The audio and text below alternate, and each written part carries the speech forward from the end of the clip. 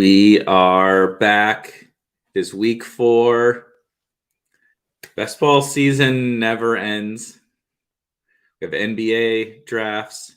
We have in-season NFL drafts. And Underdog now has officially launched their first big. I don't even know what their plans are exactly with their in-season contests. But it's Friday. I can't figure out this DFS slate.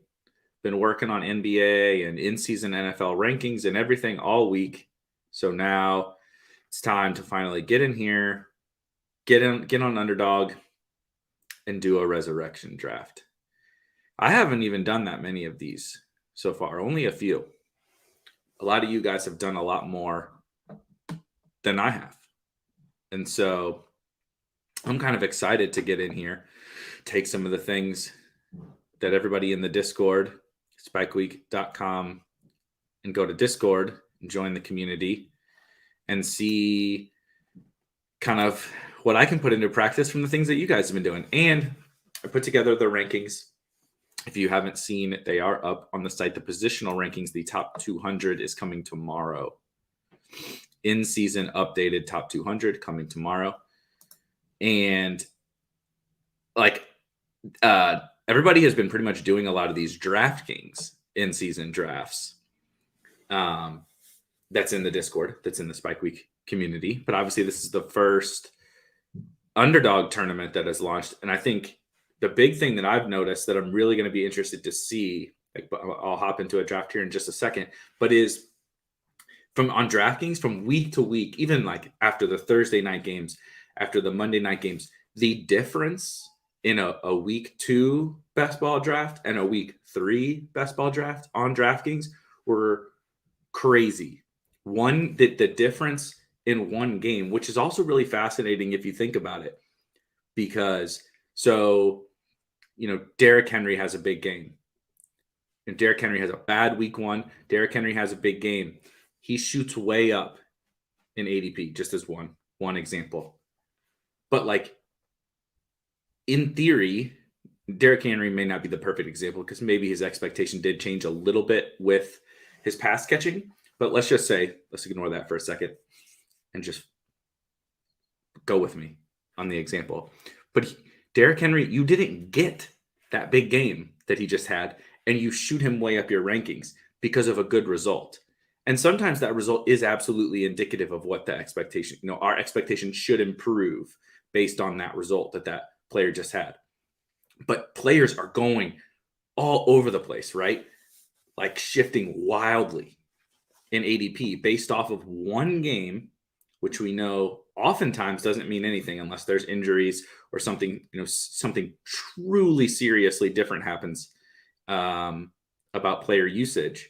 And so I just found this kind of environment of these in-season contests to be fascinating. The other thing, which we'll probably get to in a second, I am going to share my screen finally and start to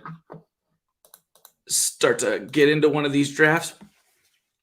The other thing, we talked about this as well. I'm kind of interested to see how this goes in this draft. Oh, it's full. That's interesting. The big thing that I saw in the first few of these that I did was some of the injured players. So this contest, which also a big difference that I'm not sure people were taking into account originally, is I see, for example, here Christian McCaffrey at 3.6. I'm not saying he should go number 1. I think basically every pick is up for debate in these drafts. I wouldn't even make an argument against Derrick Henry necessarily. But this contest doesn't start on Sunday. Right? This contest doesn't start on Sunday. And so the field is still knocking everyone that's injured when not every injured player needs to be knocked like the same amount, basically. CMC did not go on IR. He may be back by the time this contest starts and people are knocking him down their draft boards. Again, there are reasons why maybe the specific CMC example, maybe he isn't back. Maybe he's being eased back in a little bit. Maybe he doesn't earn back the old CMC role because of this injury. There's reasons for concern, but it's very interesting how the market is treating some of these things. We'll get to them. We'll get to a few of the other guys. Rashad Bateman was a big one that I saw early, who is obviously now, as you guys have probably seen, back at practice for the Ravens. Michael Thomas was another interesting one for me. And then non-injury, but another example of the thing that I'm talking about here. This is a good one, actually. This is a really good one. T. Higgins. I don't know where is T. Higgins going ADP. T. Higgins. Yeah, so T. Higgins is falling back around. Basically, yeah. So see, I'm gonna take CMC. Curtis Samuel, 100%. Great call by Josh. I do agree with this though too. I think DeAndre Swift for sure. Mike Williams is a little bit of a tricky one for me because I'm trying not to, you don't want to get too much confirmation bias because I was on Mike Williams. What is happening now is even like far exceeding my expectations for what I think it should. Yeah, I think it's probably exceeding Mike Williams' expectations of what was going to happen to start this year. But like, it's exciting, right? Like when a player that you were high on, and I started to get really high on DeAndre Swift too at the end of draft season, listening to some other smart people, because I wasn't very high on DeAndre Swift to start the year.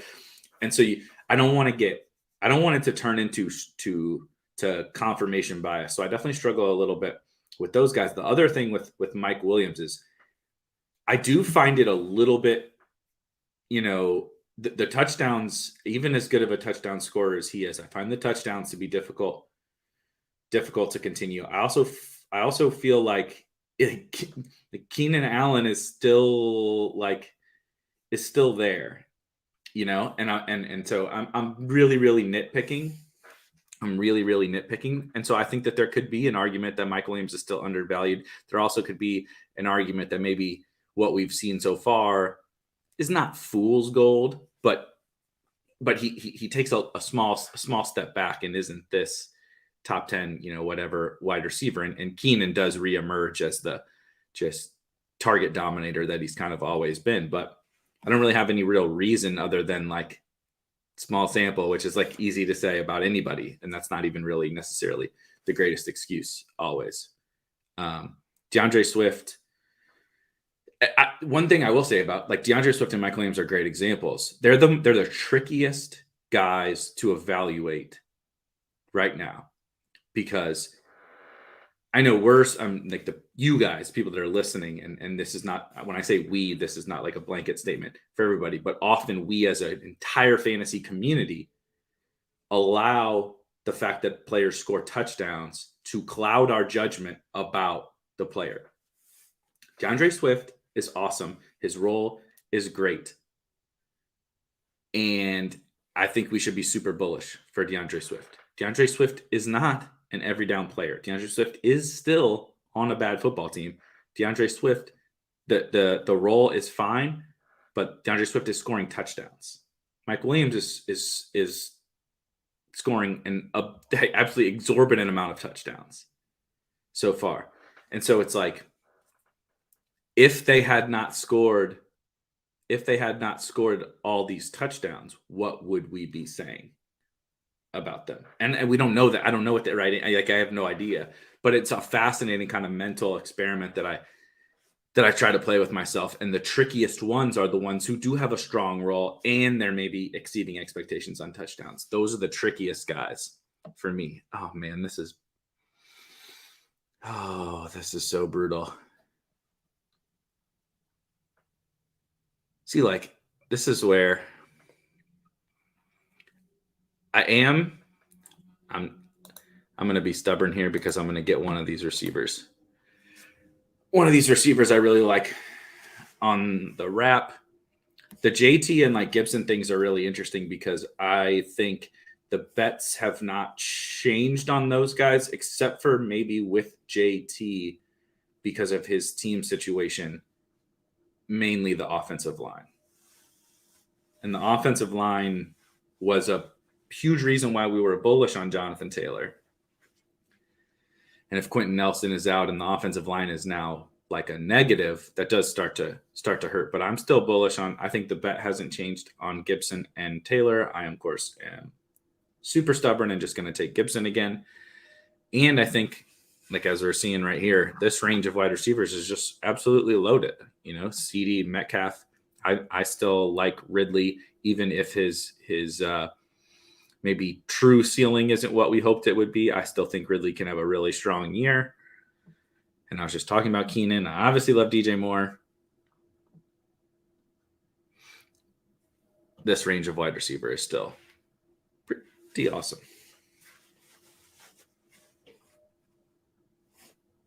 I also think somebody mentioned this in the Discord the other day. So I am actually going to take Keenan Allen, which I know. Kind of my Mike Williams fade there.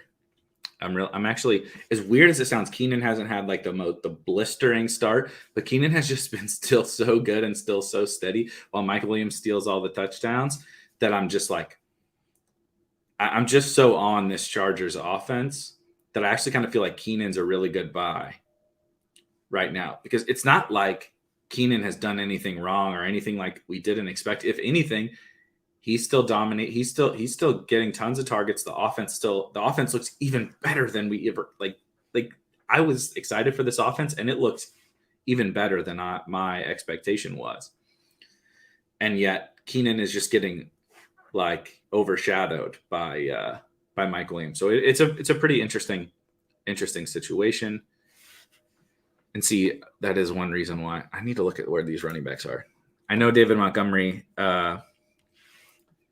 is interesting moving forward because of the snaps and everything like that he is seeing there in the backfield. But I'd be lying if I said there weren't some real concerns about the Bears. And so when you really reach kind of a tier break, I guess CEH is still fine though.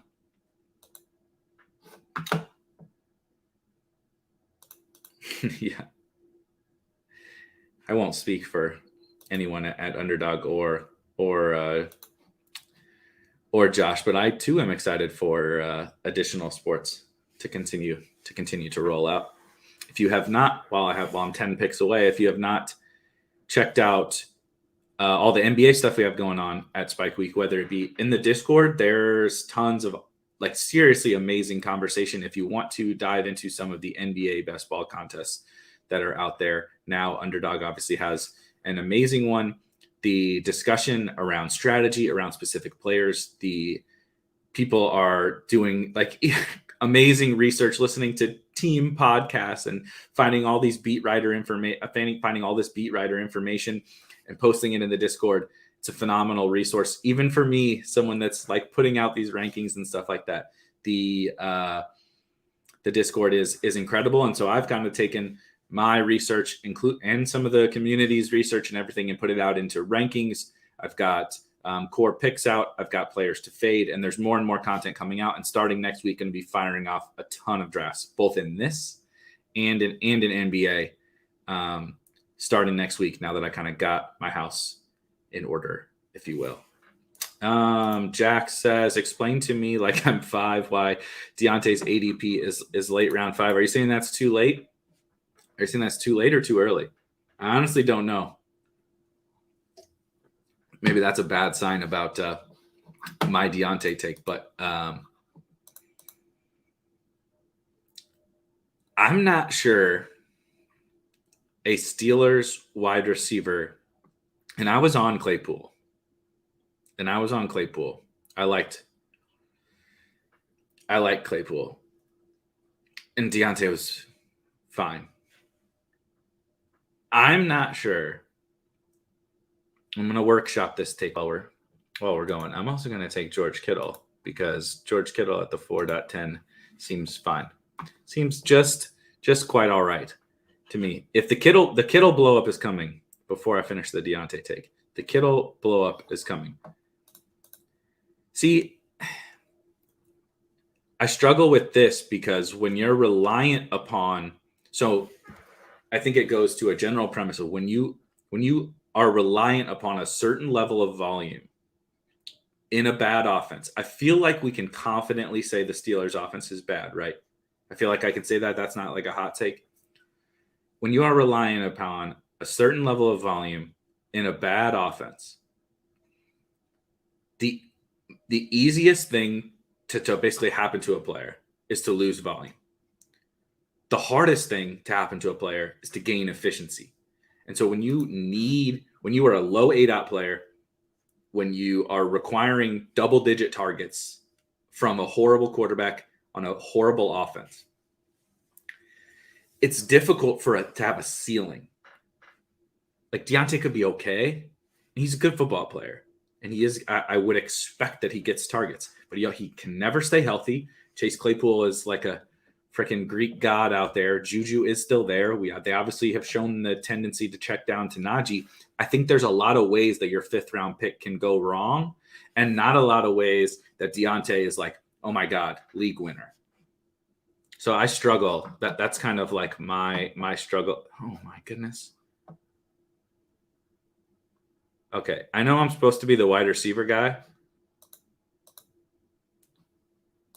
but like Lamar is like, I couldn't possibly be more bullish about Lamar. I couldn't possibly be more bullish about Lamar moving forward after these few games. I think the defense has taken a small step back. They're a little like injured and had some COVID issues this past week. But I think the defense has taken a small step back. I think the lack of a running game, and it's not that they don't have a running game, but going from J.K. Dobbins and Gus Edwards to Latavius Murray and Tyson Williams and frickin' Devonta Freeman has put like everything onto Lamar's shoulders. And like, I mean, we're about to get Rashad Bateman back, and he's got Hollywood. I know Hollywood had the drops, but I think Hollywood is playing at a much higher level in terms of getting open. He just needs to catch the ball. Mark Andrews looks awesome, and Sammy Watkins has looked pretty good too. And so I'm personally like super bullish on Lamar.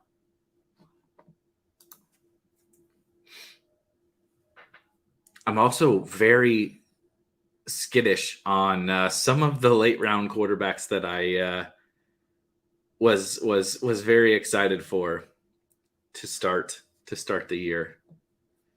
Fitzpatrick is obviously hurt. Zach Wilson is not very good.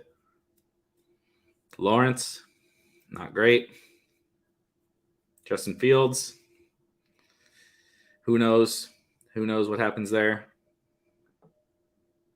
Hopefully Lance will get in there for us.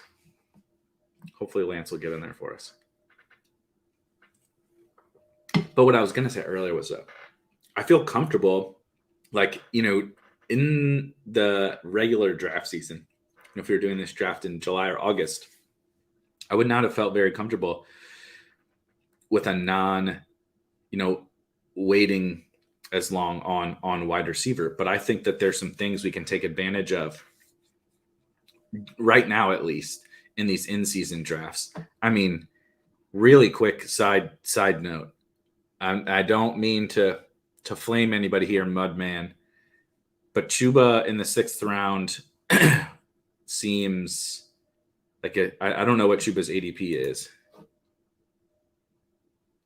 120. So I might argue that 120 is maybe right, maybe about right. But Chuba in the 6th round, when CMC might just be back for the start of this contest, and you just drafted a 6th round running back that plays 10 snaps a week, seems not great. Not great. Odell, that's pretty nice.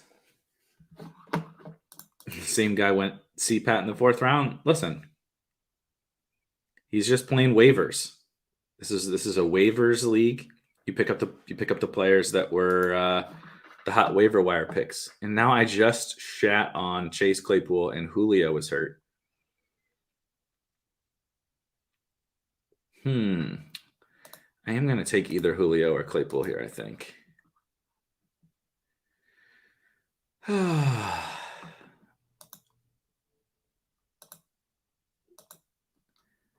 Let's just play the ADP game and hope in 2 weeks Julio is healthy. Yeah.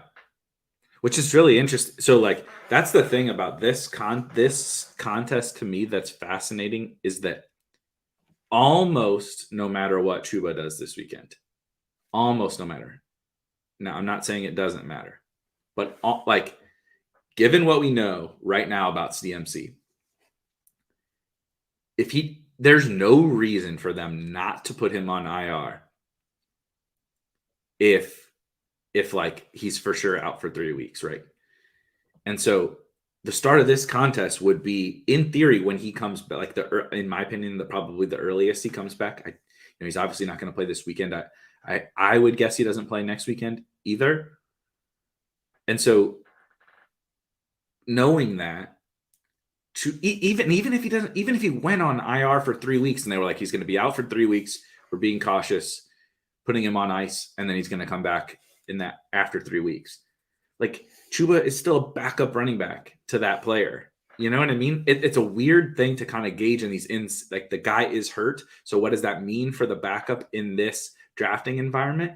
And like, to me, it almost doesn't matter what Chuba does. He's not going to supplant CMC. I guess that the premise would be maybe he earns more work or something like that. But like, I don't know. I don't see it. Mike Davis didn't earn more work.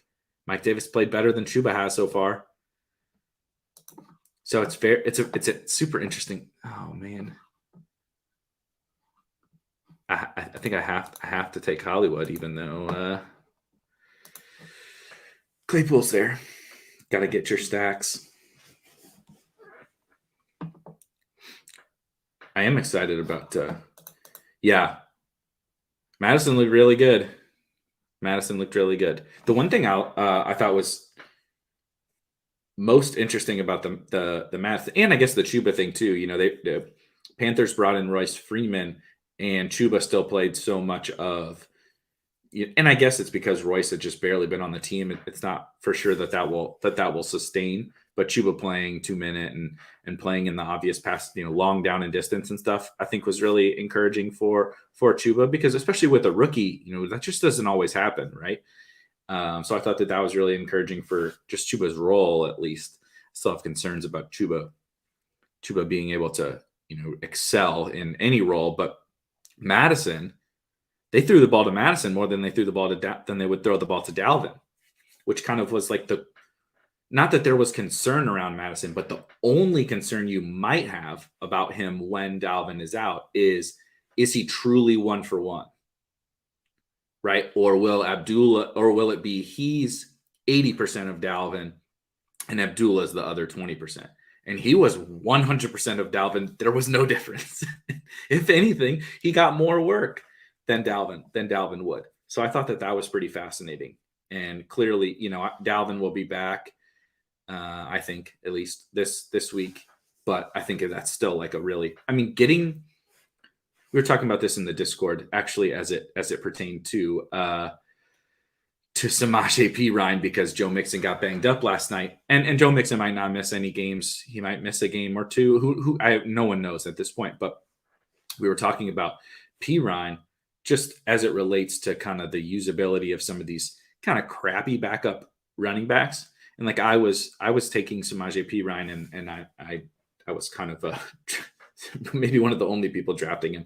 But the usefulness, even when you have a situation like Madison, or let's say Mixon misses one game and Perine like just puts up double-digit points, the usefulness of getting your late round pick, running back slot when you drafted structurally sound and giving you usable weeks early is huge. Like, Madison will go back to the bench and he's not going to help you until Dalvin gets hurt again. Unless maybe he luck boxes a touchdown or something. But getting that huge score already in the first 3 weeks of the season from your 14th, 15th round pick as a running back is massive in terms of advance rate.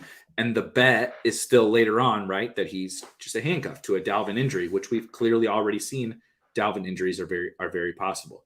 So like this running back thing, I think, people not to do the running back versus wide receiver thing or whatever, but there's been definitely some huge wins on early running backs, but there's also been some huge wins on getting these big Zach Moss weeks, getting these big Alexander Madison weeks, getting these big Singletary, both of the Bills running backs have had big weeks, right? Getting the big Geo week, getting those things early is huge because you were hoping, you were kind of hoping for a lot of these guys to play out over the course of the entire, get their shot later in the season, and them getting their shot early is really, really big. Oh God, Mike Davis.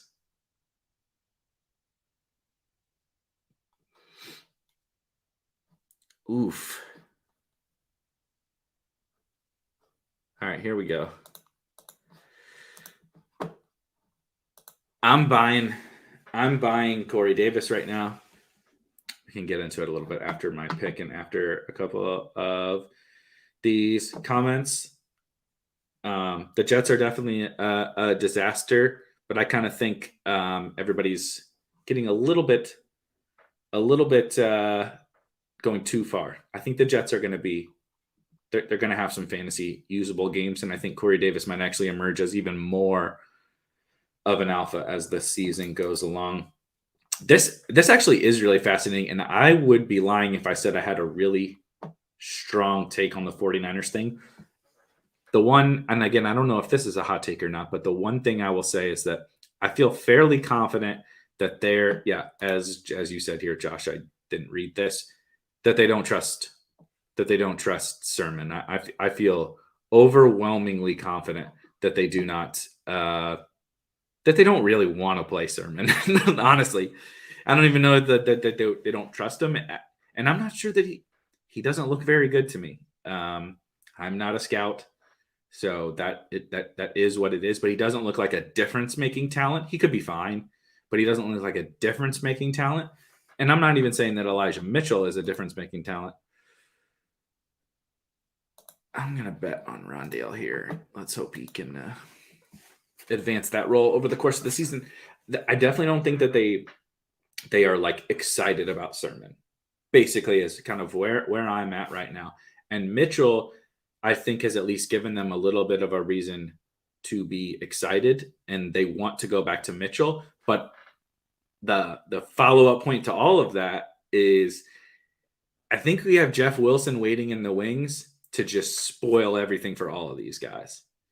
I think like Mitchell is kind of proving to be a little bit more exciting to the 49ers than Sermon is. I'm not sure that either of them. I think that the Juszczyk thing might be not real in terms of like the third down role and stuff, but I mean, they trust him, and he's a good real life football player. Like they trust him. I just feel like when Jeff Wilson comes back, it's like I know that Shanahan trusts him, and he just ruins everything for everybody. And so he's actually a guy I like to target in these drafts. Sermon was limited all last week and didn't register a full practice till Friday. Is it possible the 49ers eased him back and it's not? I mean, yeah, it's possible. It's definitely possible. I would say I don't know what he needs to get eased back in for when he was a healthy scratch week 1. It's not like he was not healthy during camp and not healthy for week 1. They just didn't want to play him. You know what I mean? And so I don't know what needs to be eased back in. It's not like he hadn't been practicing all leading up to that. And he was practicing last week. He just, had to clear the concussion stuff. So I don't know. I drafted a bunch of Mostert and Sermon, and so maybe I'm just being a negative Nancy, but I don't feel great. I would argue that proved to not be true because they can Ayuk was not inactive. Ayuk played. Ayuk didn't get targets, and then last week they unleashed Ayuk, and we've also seen Brandon Ayuk be like a legitimately very, very good NFL football player. We have never seen that from Trey Sermon. Like, the only reason we drafted Trey Sermon and the only reason we've been excited about Trey Sermon is because the 49ers drafted him. And like, I know that there's people that were very high on Trey Sermon as a prospect, but at the end of the day, he wasn't a first round pick. He wasn't guaranteed any sort of workload. It was guesswork. We were speculating because of the situation that he was in. Right. And I think it was fine. It's a totally fine speculation. No one's wrong, but it's just, sometimes we do have to adjust our priors. Like, I tend to side a lot more with like sticking to my priors because our opponents frequently do the opposite. Right? Our opponents are very quick to change, right? We talked about at the top, like the ADP, how quickly these ADPs will change week to week off one performance. And so a lot of times sticking to those priors is more beneficial. But like, there are times when we do need to move off of our priors. And I almost feel like that's the case with Trey Sermon. And maybe he'll prove me wrong. I hope he does. I am invested in Trey Sermon. I very much hope he proves me wrong. RIP DJ Chark. This is pretty bad here. Oh, here's another one. There's another one of my favorites. Michael Gallup.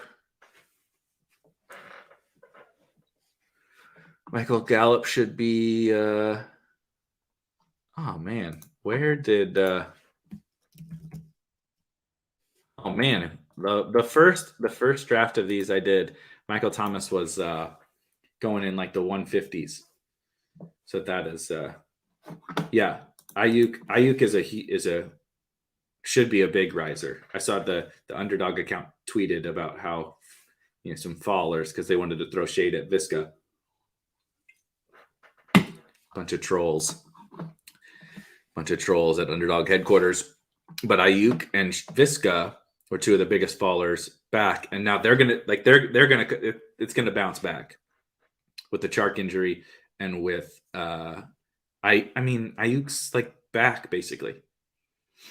He's doing, he took a 2-week vacation, just right off the first 2 weeks. He's playing almost every snap, being as good at football as we expected Brandon Ayuk to be.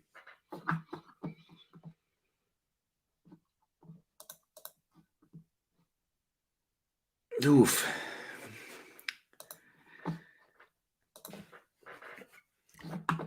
I was just about to say, I didn't want to give away all my potential wide receiver targets here, but it's pretty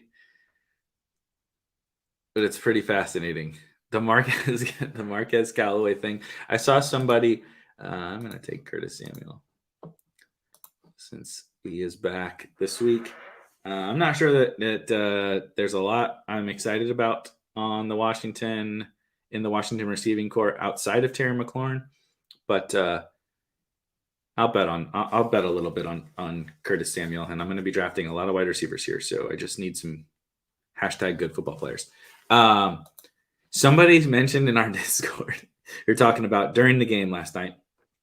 We were talking, if you're looking for another shameless, another little plug for the Spike Week Discord, there's a lot of people in the Discord during the games. Have a game day channel.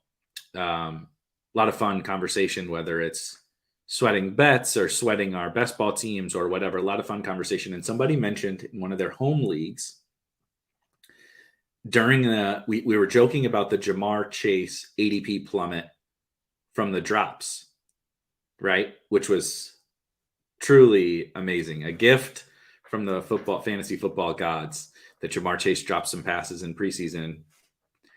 He was on one of Underdog's top competitor. Like, I was getting him in like the 7th round of drafts leading up to the start of the season. The plummet was absolutely insane. But this guy mentioned in his home league, they drafted like at the peak of this hysteria around Jamar Chase, and one of his buddies took Marquez Callaway over Jamar Chase during the preseason. And you look back now and it's like, he said it too. The gentleman in Discord said it perfectly too. You could not envision a scenario where there was one guy who rose up way too much for reasons that he should not have risen up for, Marquez Callaway, and another guy who fell way too far for reasons it's not even that Marquez Callaway shouldn't have moved up, because we did see his role kind of as the lead wide receiver on this offense. So he should have moved up a little bit. He should not have moved up to the 7th or the 8th round. The certainty was not that great, right? He should have moved up a round or something, or 2 rounds or what. Like, he should have moved up a little bit, but the extent to which Marquez Callaway moved up and the extent to which Jamar Chase fell back was like legitimately insane. Absolutely insane. And so I'm keeping all these mental notes for next year, just to I'll just have I need to start saving the drafts on Twitter right now of tweets that are ready to get fired off, because we'll be able to reference all these things for next year. Gee, good Lord. Well, I mean, I'm getting whooped in most of my home leagues. But it wasn't because I was trying to be an asshole and draft Marquez Callaway to keep him away from a Saints fan. You can have Marquez Callaway, Saints fan. I'll take Jamar Chase. Yeah, this is true. The Swift thing. People, there's also revisionist history going on. People were talking about Swift as if it was the potential legal issues as to why he fell. You remember the whole Twitter, the fantasy football guy called the Detroit Police Department or whatever. People were trying to say that was why Swift. That was not why Swift fell. He was hurt. He was injured. And even Dan Campbell came out and said he has semi-small concern. Ooh, this is tricky. See, here's the spot where, which I need to, did he go? God, you guys are the worst. 7. All right. Let's pray the Bears get their lives back together. And now I got to decide on Fields versus Lance, huh? Crap. Or kick that can down the road and go with one of these running backs. That's kind of interesting, actually.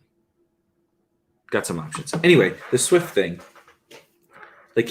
There were reasons to believe he may not be a full go for week 1. Dan Campbell talked about that he's not sure if he's going to be a full go for week 1 because of the injury. He obviously was a full go for week 1, but that shouldn't change. That shouldn't make him a 5th round pick. Swift and Chase were just their falls were absolutely insane. It helped. I mean, it really helped me that they fell. It hurt.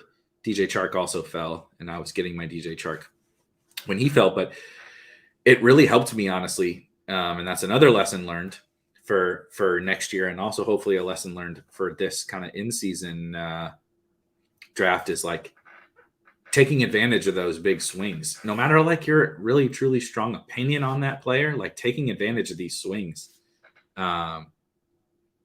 is huge, right?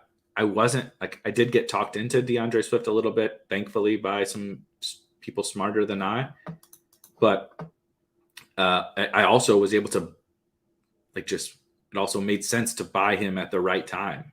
You know what I mean? Okay. Thank you. Trey Lance to Kittle, baby. This is a fun team.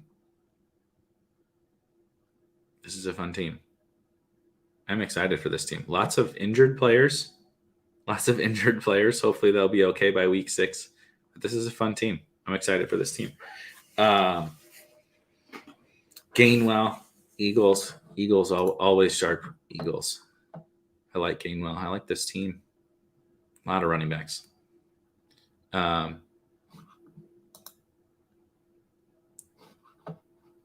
Lance is also, I don't think we talked about Lance earlier. Lance is also a guy that's really interesting to me. So, like, help me see, like, you guys got to help me to let me know if I'm going crazy.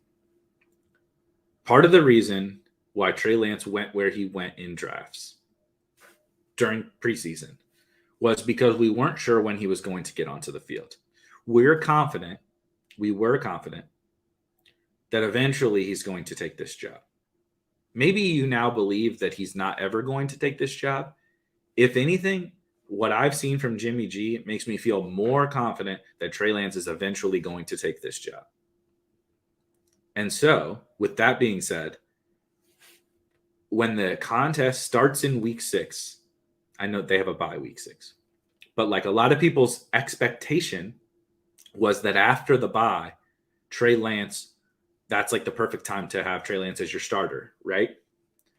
So help me understand why Trey Lance went from like pick 105 or whatever he was at to pick 145 in a contest where now all of the time that he's missing and not playing, it's not included in your scores. You're only going to get the time where he's playing. Right? Now, so the counterpoint is maybe you don't think he's ever going to get that job. And that's fine. That's fine. I disagree, but that would be the counterpoint. But it, like, the ADP doesn't make sense. So, like, there were enough people before. Has everybody now like gone to think that Jimmy G is going to start the whole year? Why does Trey Lance go 3 rounds later than he went before? I don't get it. Like, in theory, you're going to miss 1 week and it's his bye week. He wasn't going to play that week anyway. No 49ers are. So, like, it's very, very confusing to me. I do not get the Trey Lance ADP, just like I was mentioning. I do not get. Now, it looks like some of the Rashad Bateman, Michael Thomas. I'm kind of surprised Gallup. Gallup at pick 125 is Gallup's ADP. I'm kind of surprised by that. Jared Cook, Jonnu. Poor James White. Poor James White.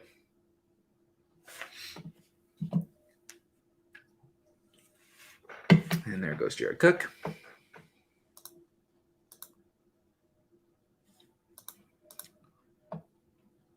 Oh, these tight ends are brutal.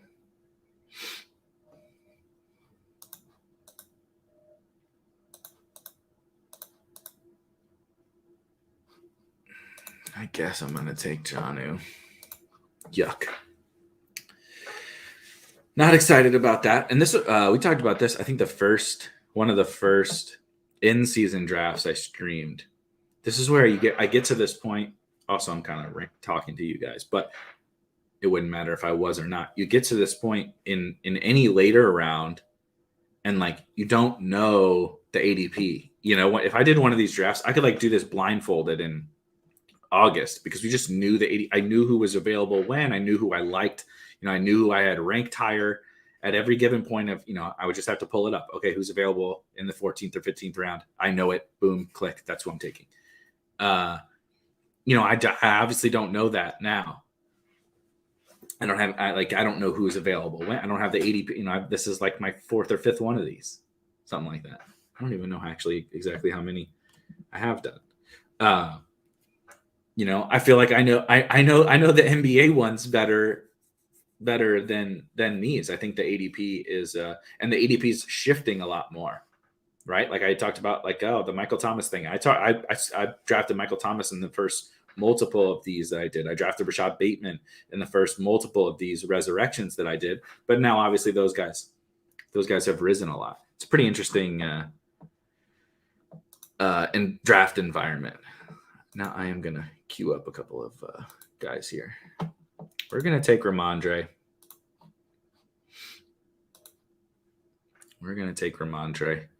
Since I have CMC and Gibson, I gotta take a little bit more of a home run swing. at that third running back. Also, RIP KJ Hamler. I think Slayton's. I don't know what his timeline is like, but I feel okay about Slayton in this. RIP Diami. Kendrick Bourne playing in the 3 wide sets is interesting. Yeah, I'll put, just because Josh has been watching, I'll put Kadarius Toney on here. Woof. Wide receiver is bad. Oh, Traquan, that's another kind of interesting one. He hasn't gotten activated yet, has he? No. But week 6, I think that's fine. See, I'm just like scrolling through these late round names and like, I don't know who's available back here. I could have told you all the guys that were available back here weeks ago, but that's the fun, I think, of these contests. The other fun of these contests for me is like you're also gonna be able to get exposure to maybe some guys that you didn't get exposure to like a lot of necessarily. Like honestly, I don't have a lot of Keenan Allen. I don't have a lot of Hollywood. I do have a lot of some of these other guys, but like I don't even know that I have a lot of Lamar. But like, and not even those guys specifically, but say I don't have a lot of Allen Robinson.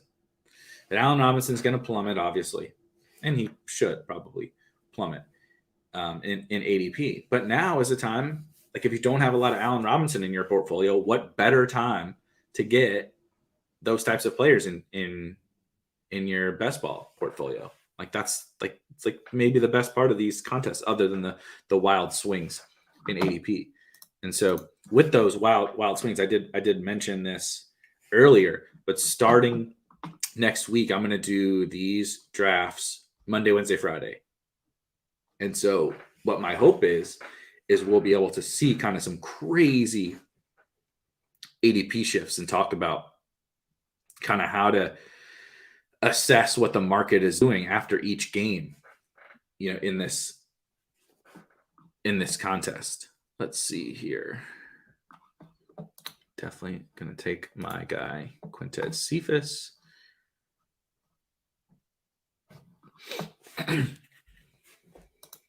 See what running back looks like. Not great, Bob. Not great. Goodness.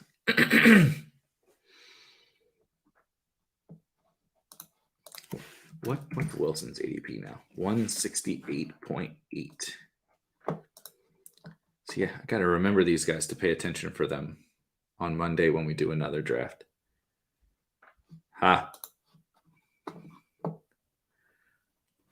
Nobody's going to take Darrington, so I can add him to the queue safely. P. Ryan, interesting.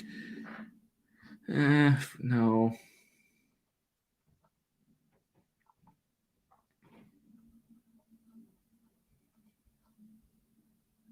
Yikes. Running back is tough. It's a tough scene in the running back streets.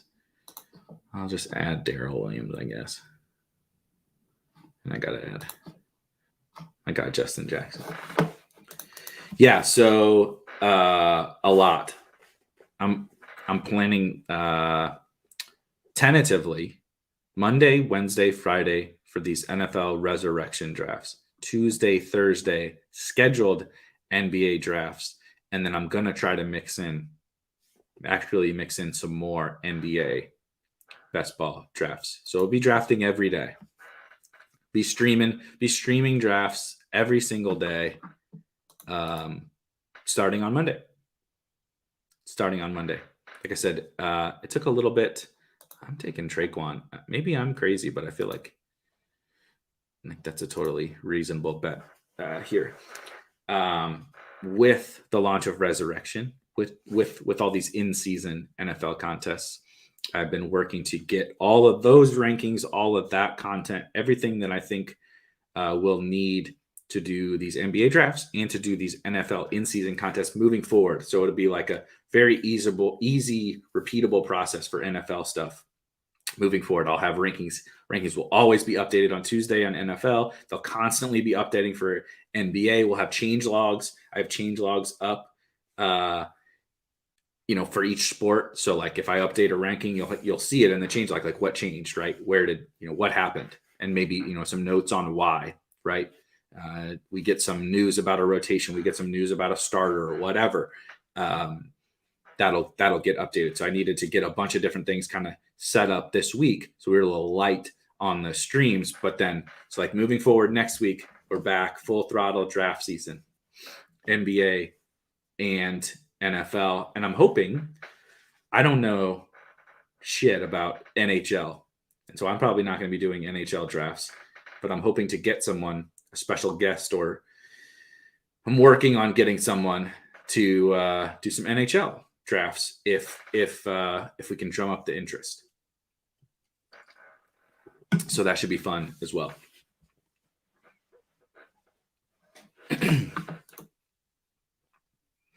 But yeah, best ball. It's crazy, man, what has happened to this best ball stuff. Tons of big in-season contests, right? The NBA contests are fun and awesome. NBA, the ADP in NBA has shifted crazily. Some of it has not shifted a lot, but it's been really super interesting. I almost wish. So like part of me is like, I wish I had done. I have like 30 drafts in the $5 small ball on Underdog here. I want to get to 150. Part of me wishes I had went even harder, like right off the top. But I remember somebody requested the board here. Part of me wishes I had fired a little bit earlier, right? Like there's some guys I think that I wish I was able to get just a little bit more of when they were like so crazily priced. Tyrese Maxey is probably my favorite example. And I see that we see that in this draft that just did right now. I wish I had fired more when Michael Thomas went at pick 160, or when Rashad Bateman went at later than that, or whatever. But also there's the balance of I probably wasn't as knowledgeable about everything. I just would have been firing at Rashad Bateman every single draft. I know Darrington is my guy. But I thought it was my pick. Maybe I'm rusty. Okay, I'm taking Justin Jackson though. And we're done. That was a lot of fun. I have close to 80. Still not enough Gafford or Maxey. Yeah, those are the two of the biggest risers and two of my favorite picks in the entire player pool. So I feel you. Let's actually go out of the board and just open, zoom out a little bit. I know it's a little bit tough to see, but I can read it out loud. My team went with a non-wide receiver early draft. So let that be known for all the people. When I make fun of running backs, when I talk about wide receivers, know that I'm just joking. I'm obviously open to not taking all wide receivers with my first picks. I just did it just now. But took CMC third. I think there's still a case to be made for CMC to be. Yeah, so that was my fourth. That was my fourth resurrection draft. I think there's still very much a case to be made for CMC as the 101, but I get taking Henry. I get taking Dalvin ahead of him. I think I still have CMC as my 101 in the rankings, which again will be updated tomorrow. And then I took Gibson and Keenan, came back with Kittle and Lamar. So in the first 5 rounds, I took one wide receiver, but hammered the good old tried and true 2-4-10-2 build when you're really light on wide receivers. The other thing I think is interesting in like on this team for sure, but in these drafts in general, is because you have like some of the best values are like injured players. Like I took Michael Gallup, right? I took Julio Jones. I would assume that Julio is going to be back by week 6, but like also who really knows, Michael Gallup. We don't know exactly when Michael Gallup could be fine by week 6. We don't 100% know. Traquan Smith, I really have no idea when Traquan Smith is going to be back. And so leaning more heavily into quantity at some of these positions, whether it's running back or wide receiver, where maybe you're taking some of the injured guys, I think makes a ton of sense. But that was a lot of fun. It was helped a little bit by the one guy who took Chua and CPAT in the first 6 rounds, but a lot of fun. Even got to get my guy a little bit more exposure to my guy Trey Lance, who will, spoiler alert, when I get some content up next week, will be definitely one of the poster boys of the resurrection tournaments. But that will wrap it up for me today. I got to get my DFS content done. This is a doozy of a week. If you're playing DFS, head over to rotogrinders.com. I have my conviction plays in lineup HQ, and I'll be going live on Sunday morning with Ben Gretsch at 11:30 a.m. Eastern for an hour, leading you up until lock. So that's for my DFS people. For all the best ball people, if you missed it, if you're just joining now, you missed it. Be back on Monday, drafting every single day next week and moving forward. Monday, Wednesday, Friday for NFL, Tuesday, Thursday for NBA, and 24/7. We're in the Discord. Go to spikeweek.com, click Discord, join the community. Tons of active people in there talking best ball around the clock. But that is it for me. And I will see you guys maybe on Sunday, but definitely on Monday at the next draft. Thanks again. Talk to you all later.